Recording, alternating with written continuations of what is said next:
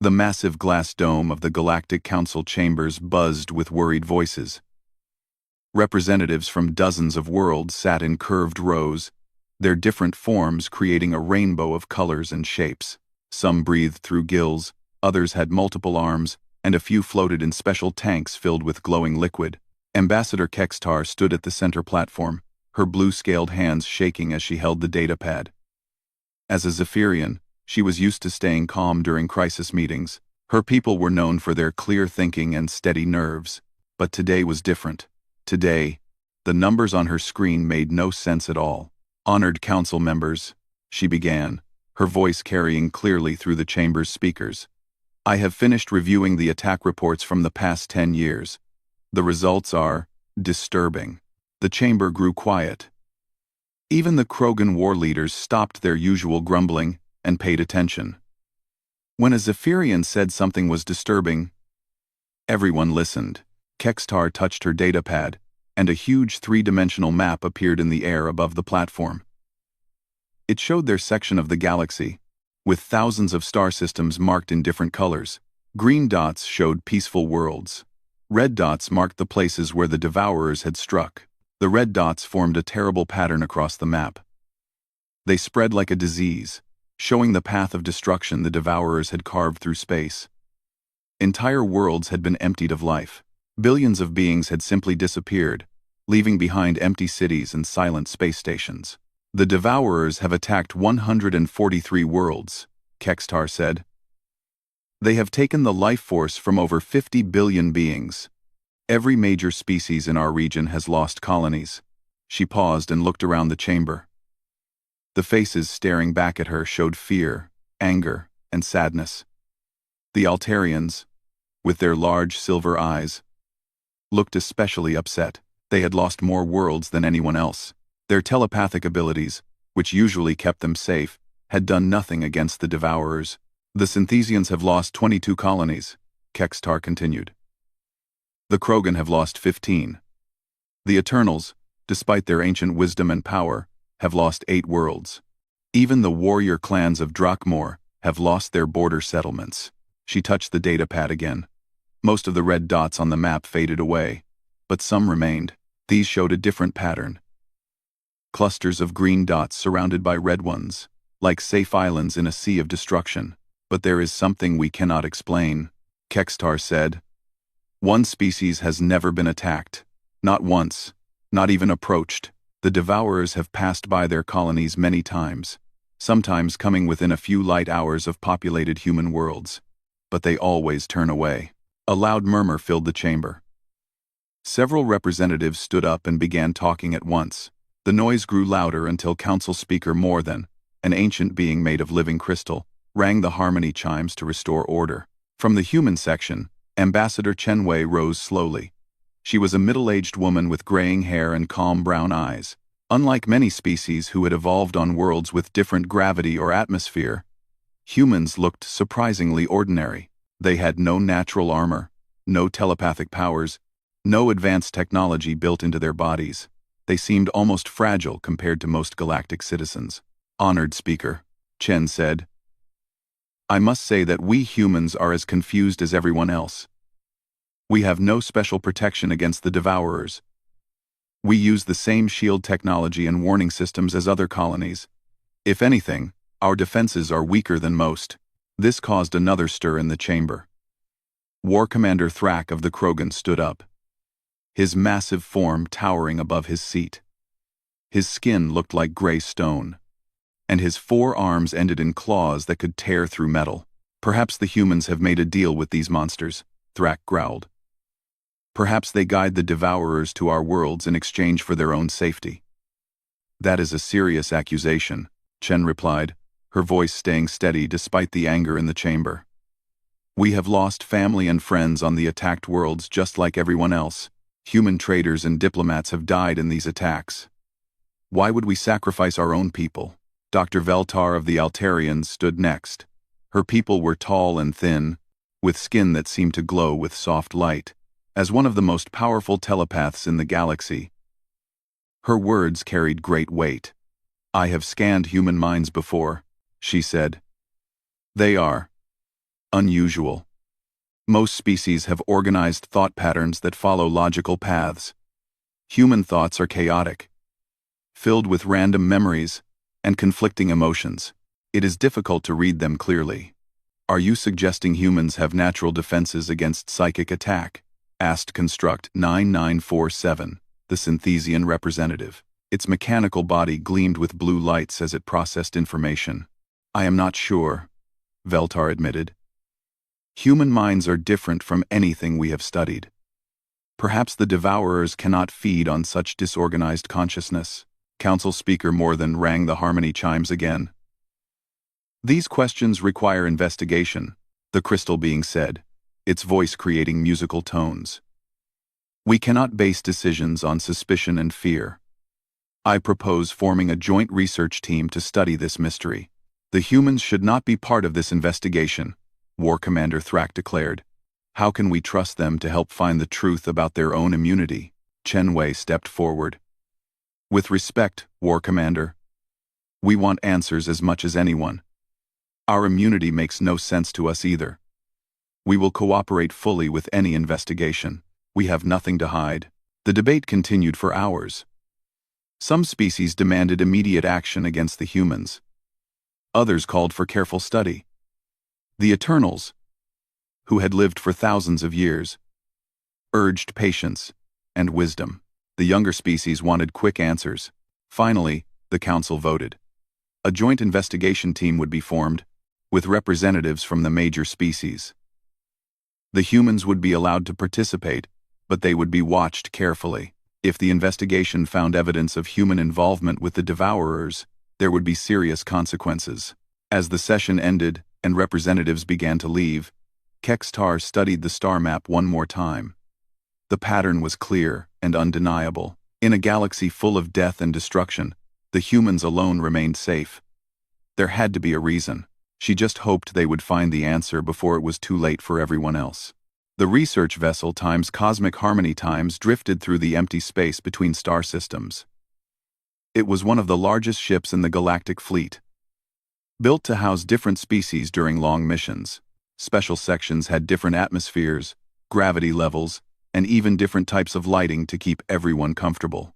Dr. Veltar sat in the ship's meditation chamber, trying to clear her mind after another frustrating day. As the team's lead xenopsychologist, she was supposed to understand how different species thought and felt. But after 3 weeks of studying human minds, she felt more confused than ever. The investigation team had worked together well so far. Construct 9947 had processed millions of data points about Devourer attacks. Dr. Sarah Martinez, the human xenobiologist, had shared everything the humans knew about the mysterious predators. Captain James Rodriguez had provided military analysis of attack patterns. Everyone seemed eager to find answers, but the answers made no sense. The door to the chamber opened with a soft hiss, and Construct 9947 entered. The Synthesian's blue lights blinked in the pattern that meant it was excited about something. Dr. Veltar, I have found something interesting, the artificial being said. Its voice was perfectly clear but had no emotion in it. Please review these records from the Tau Ceti incident. Veltar accepted the data tablet and began reading. Tau Ceti had been a mixed colony with humans, Altarians, and Zephyrians living together. When the Devourers attacked 2 years ago, they had taken everyone except the humans. The human residents had been found unconscious but alive, while the other species had been completely drained. The official report says the humans were lucky. Construct 9947 continued.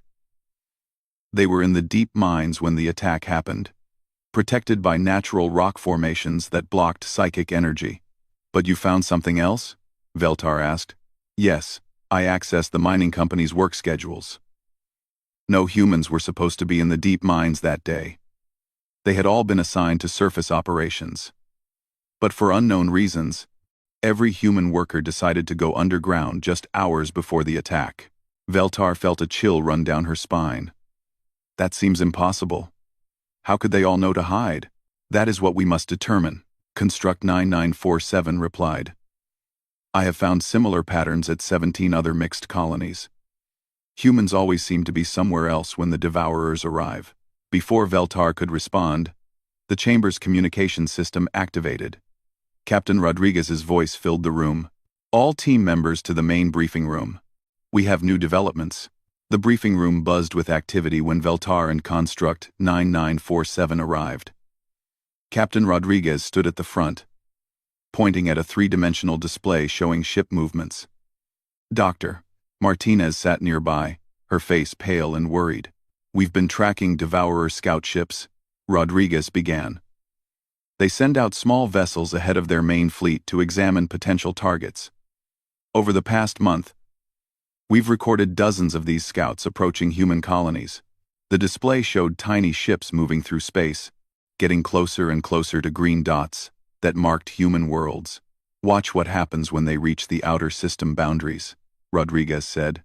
The scout ships on the display suddenly stopped their advance. They held position for several hours, then turned around and flew away at high speed.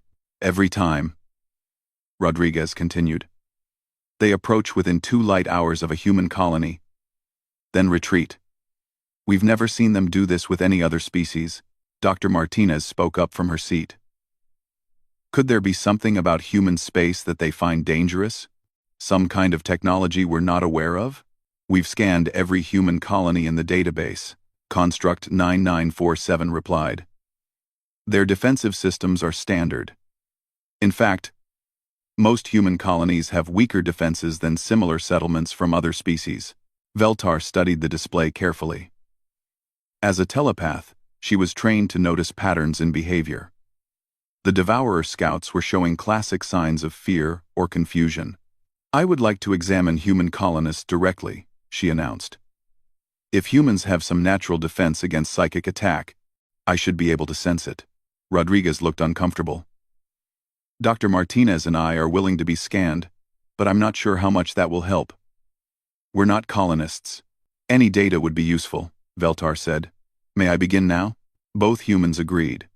Veltar placed her hands on Martinez's forehead and reached out with her mind. What she found was completely unexpected. Most species had minds like organized libraries. Thoughts were filed away in neat sections, with clear connections between ideas and memories. Emotions flowed in predictable patterns. It was easy for a telepath to understand what someone was thinking or feeling, but Martinez's mind was chaos. Thoughts bounced around randomly, jumping from childhood memories to scientific equations, to worries about her daughter back home. Her emotions were a swirling storm of contradictory feelings. She could be happy and sad at the same time, excited about the mission but afraid of what they might find. Veltar pulled back, feeling dizzy. This is very unusual. Captain Rodriguez, may I scan you as well? Rodriguez nodded, and Veltar tried again. His mind was just as chaotic, but in different ways.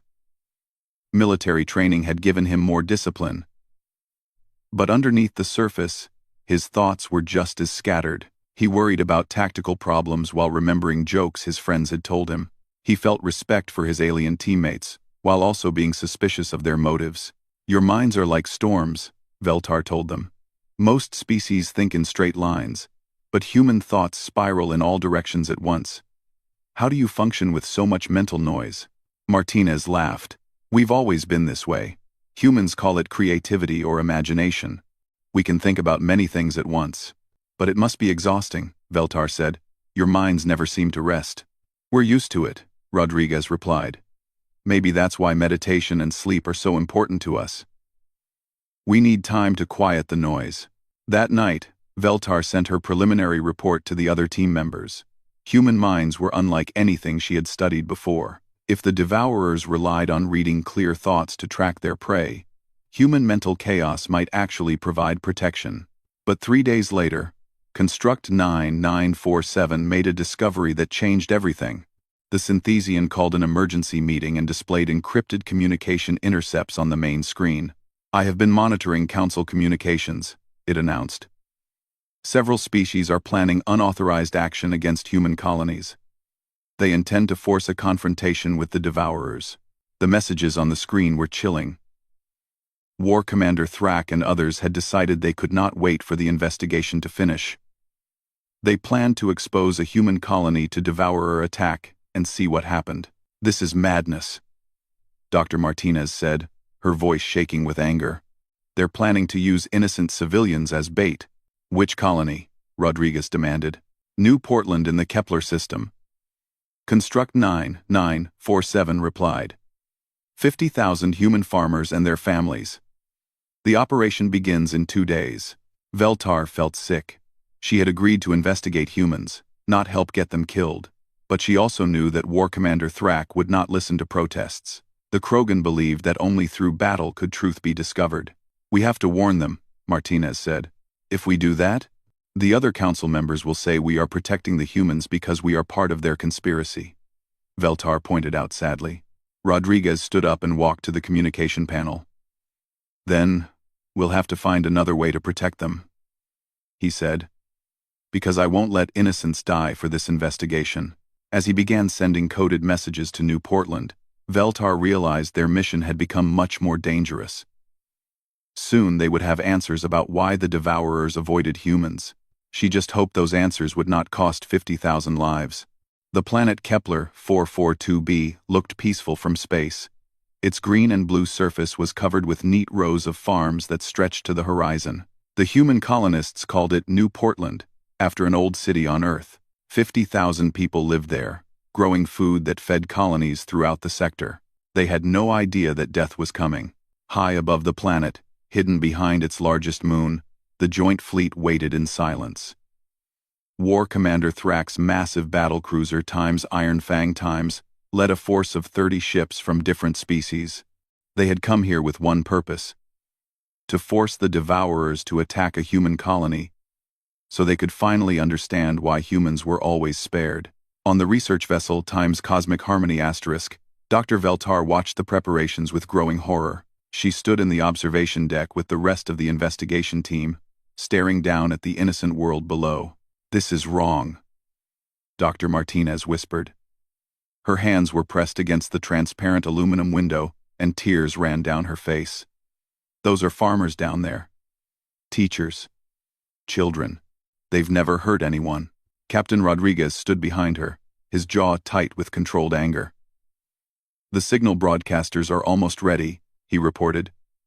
Thrak's people will start transmitting New Portland's location on all known Devourer frequencies in 1 hour. Can we still stop this? Veltar asked. No. Construct 9947 replied. Its lights dimmed with something that might have been sadness. I intercepted new orders from the Galactic Council. This operation has been approved by emergency vote. Apparently, more colonies were attacked while we were investigating. The Council is desperate for answers. Rodriguez activated his personal communicator and spoke quietly in human military codes. Veltar's universal translator could not make sense of the rapid words, but she understood he was warning the Colonial Defense Force below. Not that their light fighters and shield generators would do any good against a Devourer fleet. Broadcasting now, came Thrak's voice over the ship's communication system. All vessels maintain position and observe. If the humans have a secret weapon, we will see it today. The signal broadcasters began their work, sending New Portland's exact location across the galaxy on frequencies the Devourers were known to monitor. The messages repeated every few minutes. Coordinates, population data, and information about the colony's defenses. It was like ringing a dinner bell for monsters. They did not have to wait long. 18 hours after the broadcasts began, the ship's sensors detected something massive approaching from deep space. Construct 9947's lights flashed in alarm as it processed the incoming data. Devourer hive ship detected, it announced. Estimated size: 15 kilometers in length. It is accompanied by 47 smaller vessels. On the main display, the Devourer fleet appeared as red dots moving steadily toward New Portland. The hive ship was enormous, larger than most space stations. Its dark surface seemed to absorb light, making it look like a hole in space itself. By the ancient codes, whispered War Commander Thrak over the communication channel. I have never seen a fleet this large. They must be very hungry. Dr. Martinez had gone completely pale. That's enough ships to drain every human in the sector, she said. Why did they send so many for one small farm colony? As the Devourer fleet drew closer, The hidden observation ships began recording everything. This would be the first time anyone had watched the Devourers attack a human target. Finally, they would learn the truth about human immunity. But something strange began happening as the dark ships approached the inner system. "Their formation is breaking apart," reported the sensor officer on Thrak's ship. "They appear to be confused?" Veltar watched the tactical display with growing amazement. The Devourer ships had started in perfect attack formation, but now they were drifting away from each other. Some had stopped moving entirely. Others were flying in slow circles, as if their pilots had forgotten where they were going. "I'm detecting unusual communication patterns," Construct 9947 announced. "The Devourers are broadcasting on multiple frequencies simultaneously. The signals appear to be distressed." The fleet continued toward New Portland, but their behavior became stranger with each passing hour. Ships would suddenly accelerate, then slow down again. Some began flying away from the planet before turning back. Their perfect military precision had dissolved into chaos. On New Portland's surface, the colonists were preparing for the worst. Captain Rodriguez had managed to get warning messages through despite the communication blackout Thrak had imposed. Families were gathering in underground shelters. The small defense force was powering up their weapons, though they knew it would not be enough. Governor Patricia Chen, Ambassador Chen Wei's sister, stood in the colony's command center watching the approaching fleet on her screens. She was a tough woman who had spent 20 years turning this world into a paradise for human families. She would not run away now. "All civilians to the deep shelters," she ordered her staff. "Defense force, take positions around the main settlements. If we're going to die today, we'll die protecting our people." But as the Devourer fleet reached the distance where Earth's moon would orbit, something incredible happened. The massive hive ship suddenly stopped. For several minutes, it hung motionless in space while the smaller vessels continued their confused flight patterns around it. Then, without warning, the entire fleet began broadcasting on emergency frequencies. "What are they saying?" Dr. Martinez asked. Veltar was concentrating hard, using her telepathic abilities to sense the emotions behind the alien transmissions. What she felt made no sense at all. "They're terrified," she said in amazement. "The Devourers are absolutely terrified." As if responding to some silent command, the entire Devourer fleet suddenly turned away from New Portland. The ships that had been flying in circles snapped into tight formation.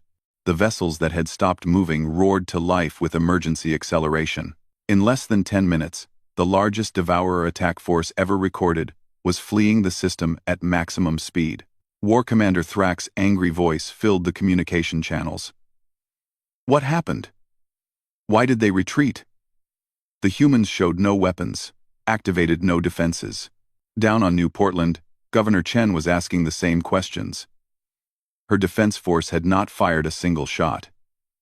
The planetary shields were still running on minimum power.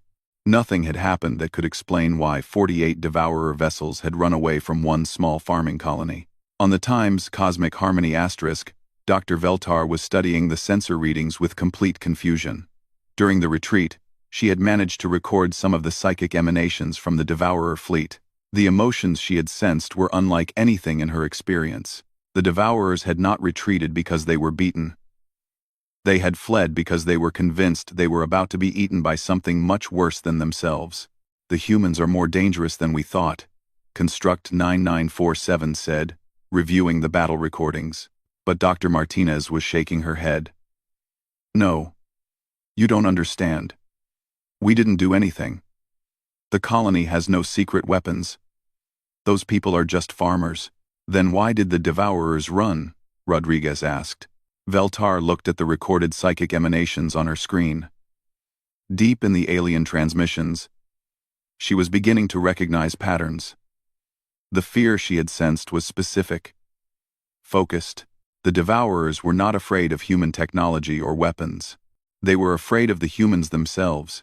"I need to analyze these recordings more carefully," she announced. "There is something here we are missing. Something about the way Devourers perceive humans." As the fleet began preparing to return to Council space, Veltar remained in her laboratory, studying the data from humanity's strangest victory. She had a terrible feeling that when she found the answer, none of them were going to like what it revealed about the species they thought they knew. Dr. Veltar had not slept in 3 days. She sat in the research station's advanced laboratory, surrounded by screens showing psychic wave patterns and alien communication data. Her silver eyes were red with exhaustion. But she could not stop working. The answer was here somewhere, hidden in the strange signals the Devourers had broadcast during their retreat from New Portland. The research station, Times Haven's Rest Times, was the most advanced facility in the galaxy for studying telepathic phenomena. Its psychic amplification equipment could boost mental abilities far beyond natural limits.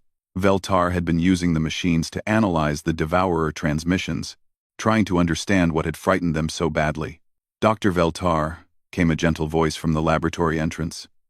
"You need to rest." Veltar turned to see Dr. Martinez standing in the doorway, carrying a tray with food and stimulants. The human looked worried, which was strange because Martinez should be celebrating. Her people had just survived the largest Devourer attack in galactic history without losing a single life. "I cannot rest yet," Veltar said, turning back to her screens. "I am very close to understanding something important. The psychic patterns in these recordings are unlike anything I have studied before." Martinez set the tray down and looked at the displays. The screens showed waves of energy that looked like violent storms, all colored in deep reds and blacks that seemed to hurt the eyes. "What exactly are you looking for?" Martinez asked. "I am trying to understand how the Devourers see your species," Veltar replied. "When they approached New Portland, their psychic emanations showed extreme fear. But what were they afraid of? Your colony had no weapons that could threaten them." Veltar touched a control, and new patterns appeared on the screens. These were cleaner, easier to understand. They showed the normal psychic signatures of various galactic species, organized, predictable, easy to read. "Most species broadcast their thoughts in clear patterns," Veltar explained. "When Devourers encounter us, they can immediately tell how many minds are present, what those minds are thinking, and how to drain their life force efficiently." She switched to another screen, this one showing the chaotic signals she had recorded from human minds during her earlier examinations. "But human minds are different. Your thoughts are scattered, contradictory, filled with random noise. To a psychic species, you appear almost broken." "Broken how?" Martinez asked, though she did not sound offended. "Like someone who has survived terrible psychic trauma," Veltar said softly. "Your mental patterns look like the minds of beings who have been attacked by psychic predators many times, and somehow survived." Martinez frowned. "That doesn't make sense. Humans have never encountered psychic predators before. We didn't even know they existed until we joined the galactic community." Veltar nodded. "That is what makes this so puzzling. But I think I have found a way to see what the Devourers actually experienced when they approached your colony." She led Martinez to a large machine in the center of the laboratory. It looked like a chair surrounded by crystalline structures that glowed with soft light. This was the most advanced psychic amplifier ever built, capable of boosting telepathic abilities 100-fold. "I have been afraid to use this machine at full power," Veltar admitted. "It could damage my mind if I am not careful. But it is the only way to truly understand the Devourer perspective." "Is it safe?" Martinez asked with concern. "Probably not," Veltar replied with a weak smile. "But we need answers. Too many lives depend on understanding this mystery." Before Martinez could protest, Veltar sat in the machine and activated the psychic amplifiers. The crystals around her began to glow brighter, and she closed her eyes in concentration. Slowly, carefully, she reached out with her enhanced telepathic abilities and touched the recorded Devourer transmissions. Instead of just sensing emotions, she began to experience the actual thoughts and perceptions of the alien predators. What she found was beyond horrifying. Through Devourer senses, she experienced the approach to New Portland. At first, everything seemed normal. The planet showed up as a bright beacon of life force, exactly the kind of target the Devourers preferred. 50,000 minds, all broadcasting their thoughts and emotions into space. But as the fleet drew closer, the human mental signals became clearer. And that was when everything went wrong. To the Devourers, human minds did not look chaotic. They looked like the aftermath of countless feeding frenzies. Every human appeared to contain not one consciousness, but thousands. The scattered thoughts and random memories looked like the psychic screams of victims whose minds had been torn apart and absorbed. In the devourer perception, every single human on New Portland was a master predator who had fed on consciousness for centuries.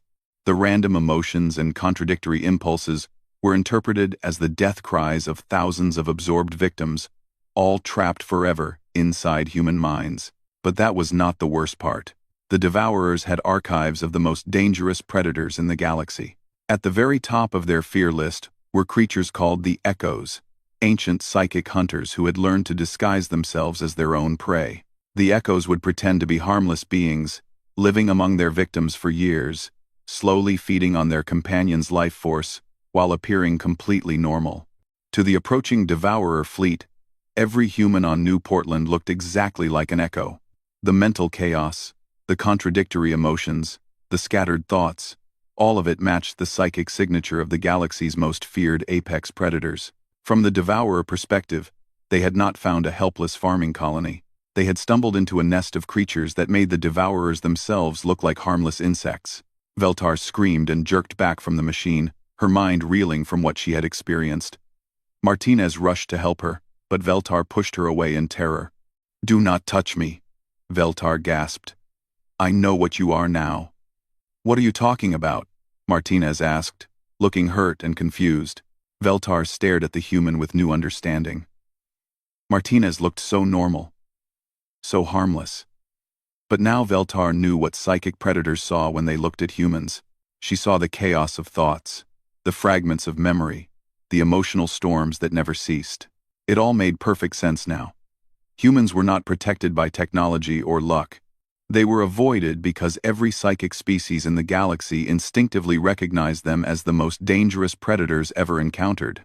"The devourers think humans are Echoes," Veltar whispered. "They believe your entire species consists of ancient psychic predators who have learned to hide among lesser beings." Martinez sat down heavily in a nearby chair. "But that's impossible. We're not psychic at all. We can't read minds or drain life force." "It does not matter," Veltar replied, her voice shaking. "Your natural mental state, the way you think and feel, is identical to creatures that have consumed thousands of consciousness over millennia. To any psychic species, you appear to be gods of predation." The laboratory fell silent, except for the humming of machines. Martinez stared at Veltar, while Veltar stared back with a mixture of awe and terror. "We have to tell the others," Martinez finally said. "Yes," Veltar agreed. "But I do not think they will like what we have learned.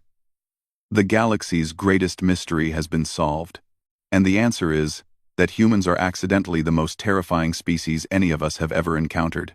As they prepared to contact the rest of the team, Veltar realized that everything was about to change. The humans had been welcomed into the galactic community because they seemed harmless and normal. Now everyone would know the truth. Humanity was normal, and that normality made them appear as cosmic nightmares to half the species in the galaxy. The emergency session of the Galactic Council was the largest gathering in the organization's history. Representatives from over 200 species filled the Great Chamber, while millions more watched through live transmissions across the galaxy. Everyone knew that Dr. Veltar had discovered something important about human immunity to devourer attacks.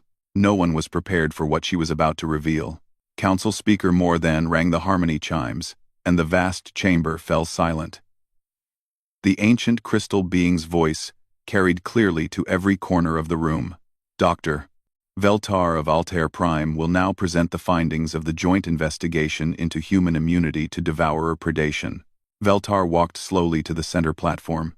She had not slept since her discovery 3 days ago. Her silver skin looked pale, and her large eyes showed the strain of what she had learned. When she reached the speaking podium, she paused and looked around the chamber at hundreds of different faces from dozens of worlds. "Honored council members," she began, her voice barely steady. "I must warn you that what I am about to share will change how we view our human allies forever." Ambassador Chen Wei sat in the human section, flanked by her diplomatic staff. She had requested a private briefing before this session, But Veltar had refused. The Altarian claimed that some discoveries were too dangerous to share in small groups. They needed the wisdom of the entire council to decide what to do with the truth. 3 weeks ago, we forced a confrontation between Devourer forces and the human colony at New Portland. Veltar continued. 48 Devourer vessels approached the planet, then fled without explanation. Using advanced psychic amplification technology, I have discovered why. The three-dimensional display above the platform lit up, showing recordings from the Devourer retreat. The alien ships were clearly visible. Turning away from New Portland in apparent terror, the Devourers did not retreat because of human weapons or defenses, Veltar announced. They fled because they believed they were about to be attacked by the most dangerous predators in galactic history. End quote. Confused murmurs filled the chamber. War Commander Thrak stood up from his seat. Explain yourself, the Krogan demanded. The humans showed no weapons. Their colony had minimal defenses. That is correct, Veltar replied. The Devourers were not afraid of human technology. They were afraid of the humans themselves. She touched a control, and the display changed to show psychic wave patterns. The audience saw the chaotic, contradictory mental signals that Veltar had recorded from human minds. To understand this, you must know how Devourers perceive other species, Veltar explained. They are psychic predators who feed on consciousness. When they approach a target, they read the mental patterns of their victims to determine how many minds are present and how to drain them efficiently. The display showed clean, organized thought patterns from various galactic species. Even the warlike Krogan had minds that followed predictable structures. Most species broadcast their thoughts in clear, logical patterns. Veltar continued. But humans are different. Human minds contain what appears to be thousands of fragmented consciousness, all mixed together in chaotic storms of thought and memory. She paused, letting the implications sink in. Several representatives were beginning to look worried. To a Devourer, this mental chaos is not evidence of creativity or imagination. It is evidence of feeding. They believe that humans are ancient psychic predators who have consumed thousands of victims over millennia. The chamber erupted in shocked voices. Council Speaker Morthan had to ring the harmony chimes repeatedly to restore order. Furthermore, Veltar said when the noise died down, the Devourers have classified humans as echoes, the most feared predator species in their archives. Echoes are creatures that disguise themselves as harmless beings while slowly feeding on their companions. To the Devourers, every human appears to be a master predator pretending to be prey. From the Synthesian section, Construct 9947's lights flashed in disbelief. Are you suggesting that humans are actually, psychic predators? No, Veltar replied. Humans have no psychic abilities at all, but their natural mental state is identical to creatures that have spent centuries consuming consciousness. The Devourers cannot tell the difference. War Commander Thrak slammed his massive fist on his chair's armrest. This is impossible. Humans are weak. They have no natural armor, no claws, no telepathic powers. That is exactly what makes them so terrifying to psychic predators, Veltar answered. The Devourers believe that any creature capable of appearing so harmless while carrying the psychic signature of ultimate predators must be incredibly dangerous. The implications were staggering. Ambassador Chen Wei stood slowly, her face pale but determined. Dr. Veltar, she said carefully, are you telling this council that my species accidentally became the most feared predators in the galaxy simply by being ourselves? Yes, Veltar replied softly. Human mental chaos, which you consider normal, appears to psychic species as evidence of having consumed thousands of victims.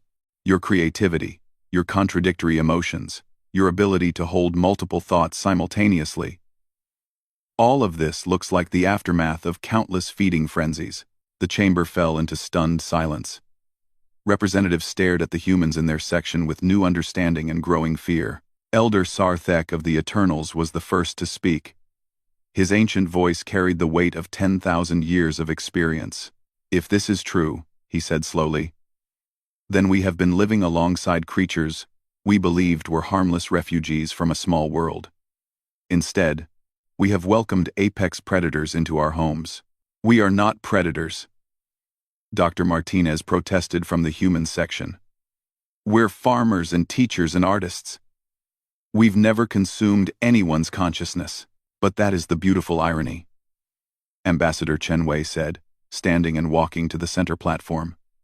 Veltar stepped aside to let her speak. Chen Wei looked around the chamber with calm, steady eyes. When she spoke, her voice carried clearly to every corner of the vast room. Dr. Veltar is correct about human nature, she began. We are predators. We always have been. We just learned to prey on ourselves first. The chamber went completely silent. Even the harmony chimes seemed to hold their breath. For thousands of years, humans have been at war, Chen Wei continued. Not just physical wars, but wars of ideas, competitions of creativity, struggles for resources and territory. We compete with each other constantly. Our minds are chaotic because we are always fighting internal battles, between logic and emotion, between what we want and what we know is right, between our individual desires and our social responsibilities. She paused and smiled. Though the expression was not entirely comforting, the devourers are correct to fear us, just not in the way they think. We are not ancient psychic predators who have consumed thousands of victims. We are something much more dangerous. We are predators who have been practicing on ourselves for millennia. War Commander Thrak leaned forward, his forearms tense. What do you mean? What do you mean? Every human carries the voices of our ancestors, the memories of our cultures, the conflicts of our societies, Chen Wei explained. We argue with ourselves constantly, question our own beliefs, fight our own impulses. To a psychic predator, this looks like evidence of having absorbed thousands of consciousness, but it is really evidence of something else. We have learned to be predators and prey simultaneously. The silence in the chamber was deafening. Chen Wei continued speaking, her voice growing stronger. Human civilization is built on conflict resolution, on finding ways to channel our predatory instincts into productive competition. Our sports, our business, our science, our art, all of it comes from our drive to hunt and compete and win. We have turned our predatory nature inward, using it to push ourselves to greater achievements.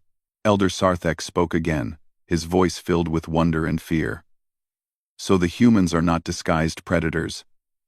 They are evolved predators who have learned to hunt ideas instead of flesh. Exactly, Chen Wei replied. And that terrifies the devourers because they cannot understand it. They see the evidence of our internal battles and assume we have been feeding on other consciousness for eons.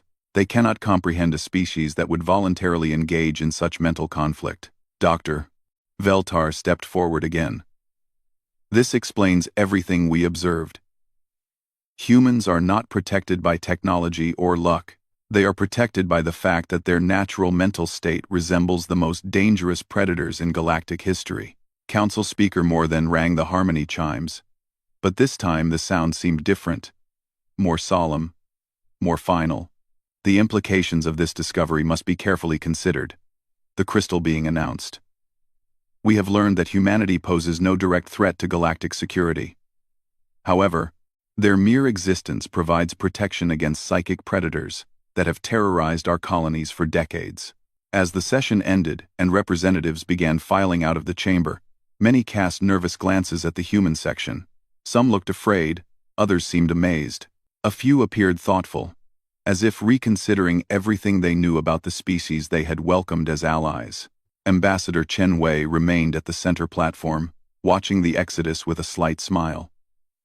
Dr. Martinez joined her, looking overwhelmed by everything that had been revealed. So we're safe because we're accidentally terrifying? Martinez asked. Not accidentally, Chen Wei replied. We're terrifying because we're human. Our chaos, our conflicts, our contradictions, they are not flaws to be fixed. They are the source of our strength and, apparently, our protection. As the great chamber emptied, the humans stood together in the center, surrounded by the vastness of galactic civilization. They had come to the stars as refugees from a small world, seeking their place among the cosmic community. Instead, they had discovered that their place was as the galaxy's most effective deterrent against its worst nightmares. Not because they were warriors or conquerors, but because they were beautifully, chaotically, contradictorily human. And that humanity, which had always been their greatest challenge, had quietly become their greatest shield among the stars.